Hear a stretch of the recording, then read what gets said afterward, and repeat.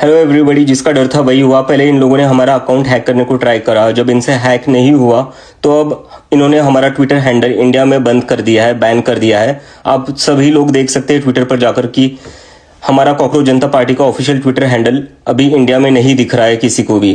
तो मैं चाहता हूँ आप लोग सब आवाज उठाए और आप लोग पूछे ये अकाउंट हैंडल क्यों बैन किया गया।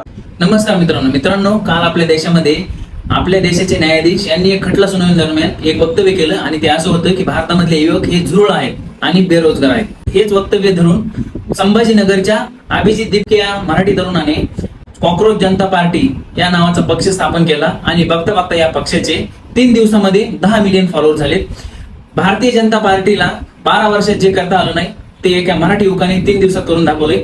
म्हणून इथली महासत्ता आणि इथलं देशाचं राजकारण या मराठी तरुणाला घाबरले, म्हणून त्यांनी सत्तेचा दबाव आणत या तरुणाचं अकाउंट 2 दिवसामध्ये बंद करून टाकलंय। मित्रांनो, आपल्या भारतामध्ये दंडेलशाही होत आहे आणि याचा जर आवाज कोण उठवत असेल तर त्याचं अकाउंट बंद केलं जातं, ट्विटरला त्याचं अकाउंट बंद केलं जातं आणि त्याचा आवाज दाबला जातो। का? भारतामध्ये लोकशाही आहे आणि लोकांनी बोलायचं नाही का? त्याच्यामुळे लोकांनी बोललं पाहिजे आणि लोकांनी रस्त्यावर उतरलं पाहिजे। तुम्ही देवाचे आभार माना की लोक अजून रस्त्यावर उतरले नाहीत, नाहीतर नेपाळ सारखी परिस्थिती भारतात झाल्याशिवाय राहणार नाही आणि इथल्या राजसत्तेला आणि लोकांना, पुढाऱ्यांना लोकसत्तेवरून आणि खुर्चीवरून हाकलून दिल्याशिवाय राहणार नाहीत।